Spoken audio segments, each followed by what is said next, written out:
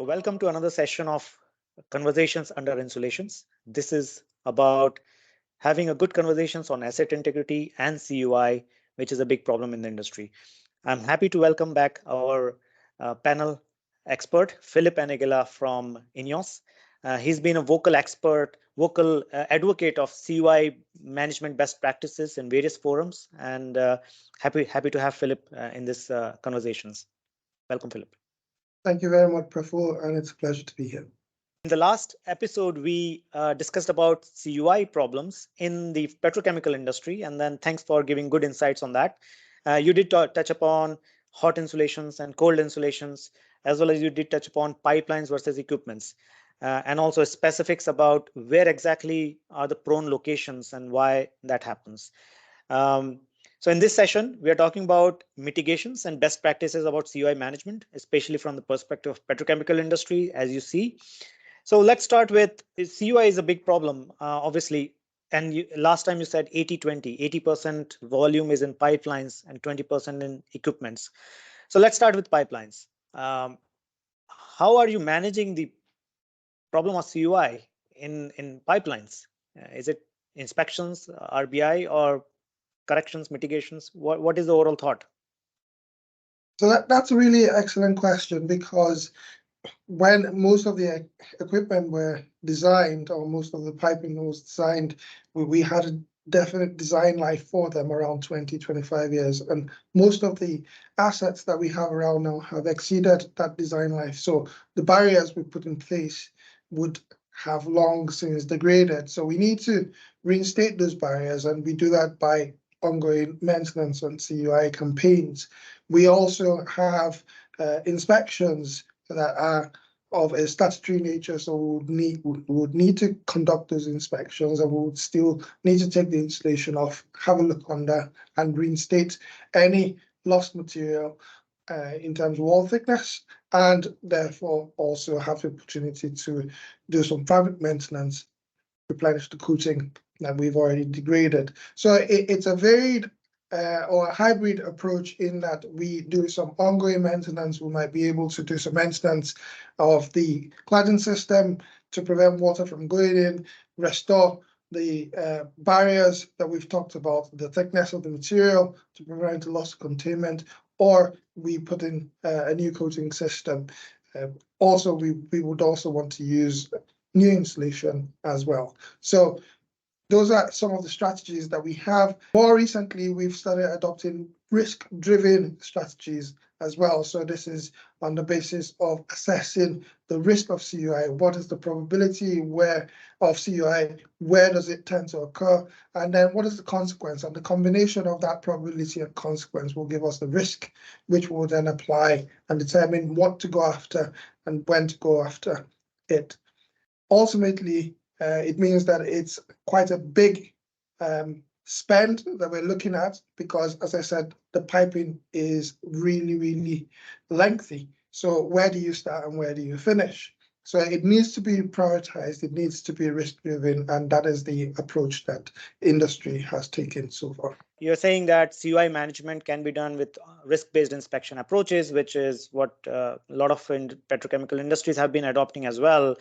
Now, as far as RBI is concerned, for pipelines, does it say that where exactly to look at the pipelines to inspect, or it's a guesswork? How effective is RBI in pipeline inspections?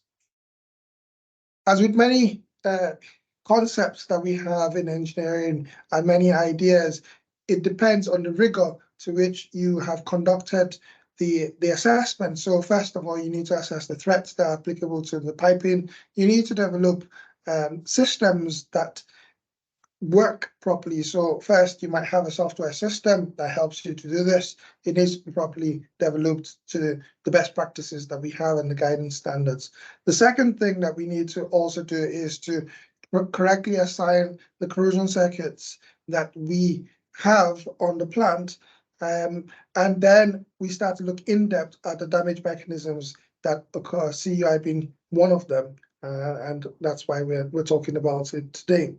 So in trying to do that, the rigor with which we collect all of the information That is the temperature, the time it's been there, the coating status, the last time it was inspected. All of these bits are very important in trying to determine the probability of failure, because ultimately the consequence may largely be fixed in that it rarely changes, although we can modify the plant to try and change the consequence. So what we can do is try and play around with all of these different parameters to determine the probability of failure, and accurately determining it is the determinant of the success or failure of an RBI system. So if we guess, then we might find that we actually falter in our assessment. So in that sense, if you say RBI have been there for many decades now, and it has improved over time, and guidelines and softwares, a lot of things. Has it solved all the problems, or are there still limitations and gaps? What is your view? Indeed, there are limitations and gaps. The RBI is largely dependent on the facilitators of the process. So it may be in certain places driven by one individual, or it may be done as a team. Bringing those competencies together is really important, because you get to see things from a process perspective, a corrosion and materials perspective, an inspection perspective, and a maintenance perspective, amongst others. Now, you may need to consult with other individuals, other specialties, disciplines, to give you some more insight regarding what you can do in terms of the assessment.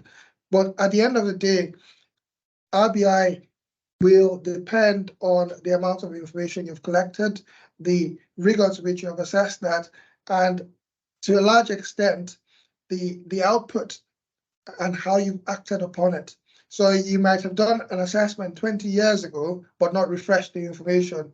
And it depends on how recent that information is. So it only gives you a snapshot in time, but we need to make sure that RBI is dynamic. It needs to be living, it needs to be a living, breathing sort of document or system which tells us or informs us the risk at that material point in time when we consult the system. I can see you are a very vocal proponent of a dynamic nature of risk assessments and RBI, and we'll touch upon that shortly. So is there a particular, I keep hearing that, there are limitations of RBI for certain types of CUI mechanisms, and in general, for example, cyclical operations. Do you really see there are limitations, and are you living with RBI with that, or you bypass RBI for cyclical operations? So for cyclic operations, we have incorporated that in RBI, our RBIs, and a lot of operators and companies, integrity management companies, have done that as well. So what to do with that is to gather the information regarding the cycles that you have and what that can do in terms of the acceleration of the threat that we have. Okay, so we also have to consider excursions in temperature and what that portends for the equipment that we're looking at. So I wouldn't say that having cyclic operations means or precludes the use of RBI. It means that we need to carefully scrutinize the data and understand whether that information that we have in front of us is leading us to now closely analyze and determine the degradation rate which we're looking at. Sure. And I will ask you a trick question. Have you ever seen a case where RBI says high risk, but it has not found any CUI, and the vice versa? RBI says low risk, but you have found CUI. Yes, several times. So again, if you use a system and you put in data into it, if that data suggests that you have threats prevalent, then you might go hunting for that. But you might not find any issue because of the quality of the protective systems that you've put in place. So if you've got very good cladding system which you've maintained, you've got a very highly hydrophobic system which rejects the water, and your coating is intact, then you are most likely not going to experience any CUI. The flip side could be that you've had cyclic operations but never accounted for that. You've got changes in temperatures, maybe the design temperature in your line list states that, or the operating temperature states that it's -10, whereas it's +50. And maybe you have not really determined that there's been a change in terms of material. So a management of change has not been conducted, meaning that your asset register is incomplete or not up to date. So these are changes that can alter the outcome of RBI or a risk-based assessment. So having an accurate history and the asset register is very important for RBI to be effective. That's what it means as well. We still need to do inspections, right? So let's come back to slightly towards inspections. Um, so suppose you have to inspect an asset with RBI methodology, and you have created a high risk environment, high risk asset. Let's talk about pipelines, and then we talk about equipments. How do you go about selecting an inspection technique?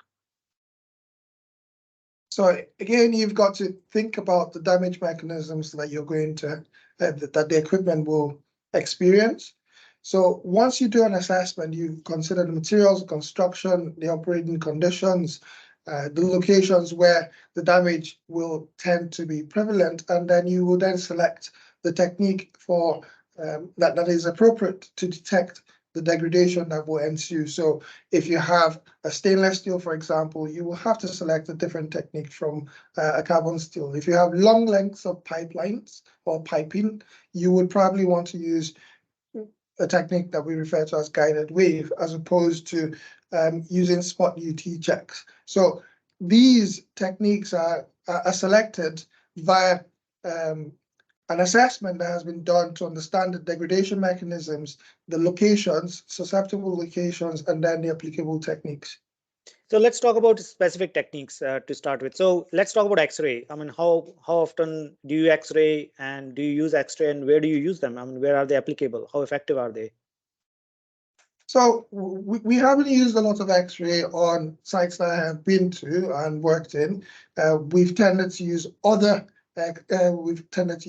non-destructive examination techniques. Now, I wouldn't want to speak for a technique or about a technique that I haven't used very well, but there are lots of publications about the efficacy of some of these techniques out there. Yeah, absolutely. But I keep hearing that finding CUI is like finding needle in the haystack. Why this comment? So again, it depends on where you get the water pooling and the damage to the protective systems that we have. So what we should do is try to eliminate or try to localize where we think CUI is going to occur.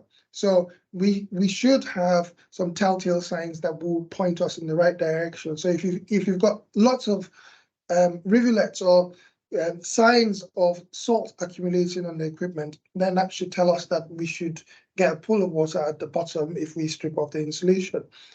Again, the configuration of the piping or the equipment will suggest where we can get water pooling. So do we have supports, and have they been designed in such a way that they will act as traps, or they will drain off the water? So these are some of the things that can help us pinpoint it. But at the moment, yes, there is that perception that it is such a so difficult and is kind of a needle in a haystack situation, but it shouldn't be. Shouldn't be, absolutely. So I keep hearing that visual inspection is one of the main techniques now to find CUI.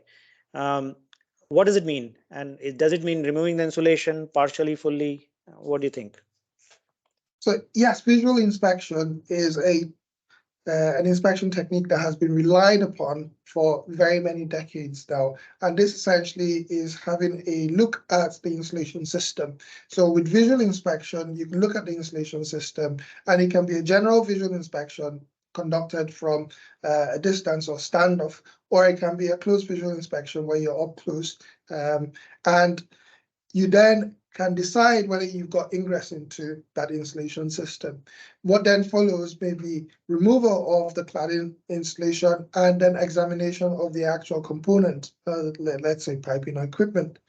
And after you've done that, what then ensues is a classification of the amount of degradation. And this is where it tends to fall down, because actually lots of people or lots of inspection companies have not adequately classified the amount of degradation that we have seen in the past. Poor reporting has then led to poor assessment of the CUI threat, and therefore we may get to a situation where loss of containment happens faster than when we get remediation done. And then, so what is the best practice in this? Say, if you have to remove the insulation for visual inspections, and there's so much of insulations. So for pipelines, what is the best practice of selecting the right locations? And for equipments, what is the right practice? So there's a lot of guidance that's available and a lot of industry standards. And if we follow these standards and best practices, they will keep us right. So if we look at API 583, for example, that helps us to understand where we can get a lot of degradation. We can also look at DNV RP G109. These are all documents that are out there and people can refer to. But companies also have their internal standards that detail all these locations, appurtenances where we get a lot of pooling of moisture. The other thing that we can do is we can bolt on to the closed visual inspections that we will do other techniques such as ultrasonics. Okay, so we can use ultrasonic inspection techniques to carefully and correctly ascertain the remaining wall thickness that we have. So the visual inspection should be augmented by another inspection technique that tells us about the remaining wall thickness, that is the barrier that is left for pressure containment. Yeah. How we get to do that in terms of picking specific locations, again, may seem like a dark art, but really we have all the guidance documents out there and we should use them.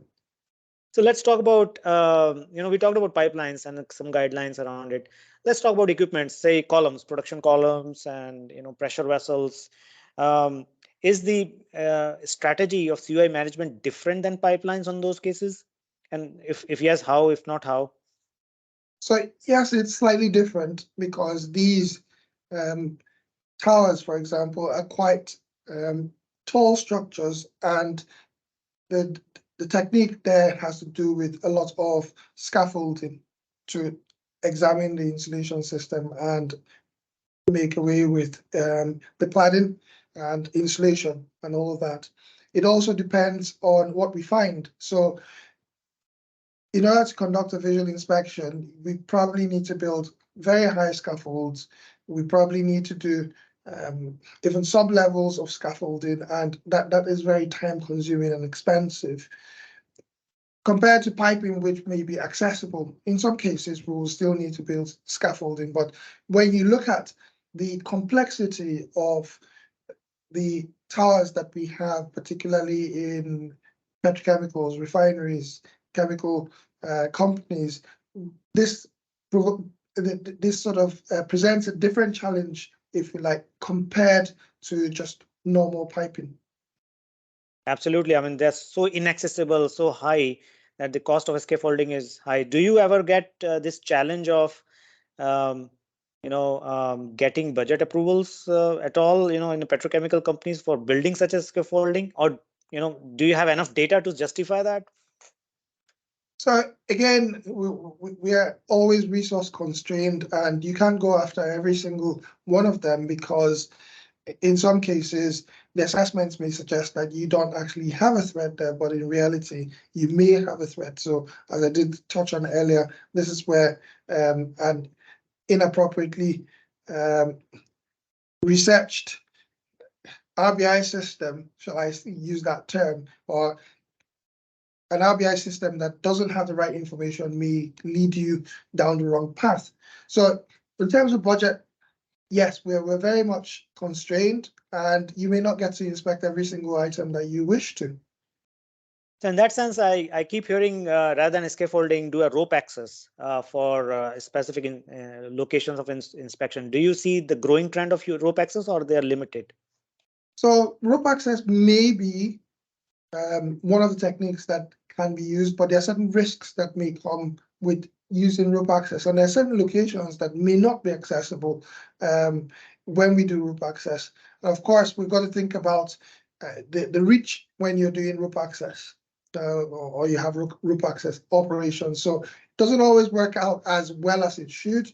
There are growing trends of maybe scanning from inside the tower.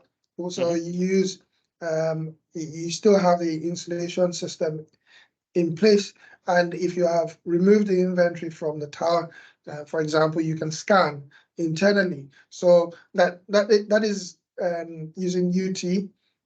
So that gives you a sense or a measurement of the thickness at the locations where you're looking. And the challenge with that is, again, the height of these towers. So can you scan everything from top to bottom in a 25-meter column? That will take time and it will take resourcing. And of course, you still need to build a special scaffold internally.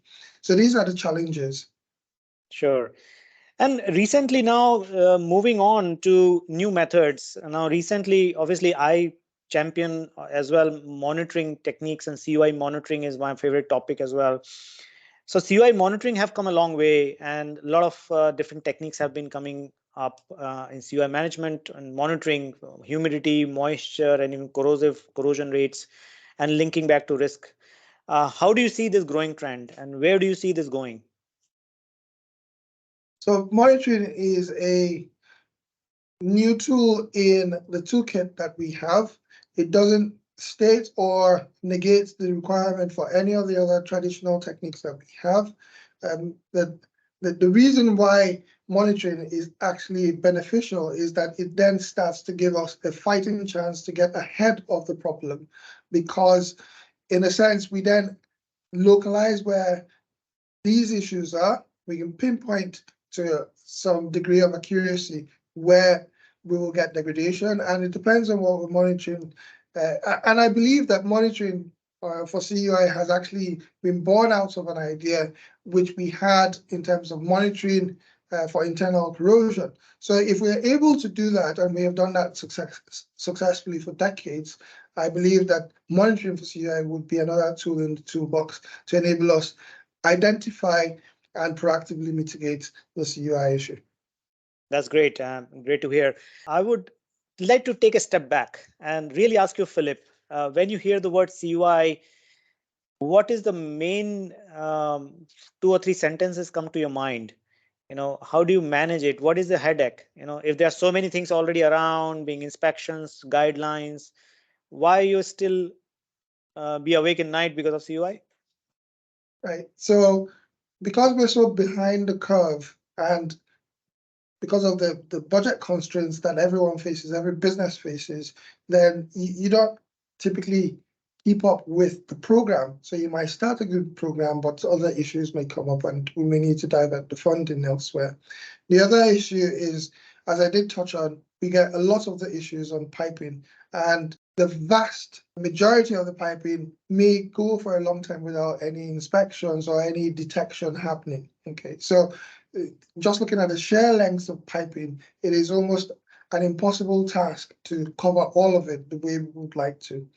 The third thing that we need to also consider is the quality of the systems that we put on. So all of these barriers that we've been talking about, how effective are they and how well can we rely on these things? So that is why CUI is a very challenging topic. It starts off from a well understood set of damage mechanisms, but then controlling it or indeed mitigating it is quite challenging because of the length of piping and the complexity of the equipment that we have to deal with.